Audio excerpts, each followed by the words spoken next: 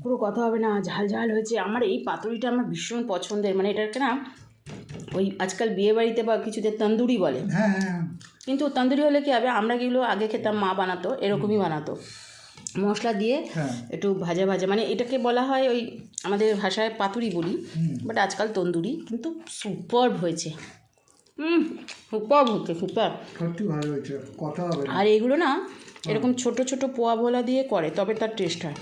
না, তোমার একটা ভুল ভাঙিয়েছি, আবার কি? যেটা হচ্ছে বিয়ে বাড়িতে করে ঠিক কথা, কিন্তু ভোলা মাছের করে না, ওটা পমফ্রেট। পমফ্রেটের করে। আমি তো করেছি ভোলা মাছ, কারণ আমি ভোলা মাছ খেতাম আগে ছোটোবেলায়। আচ্ছা, যাই হোক, আমার কথা বাদ দাও, তোমার কেমন লাগছে সেটাই হচ্ছে কথা।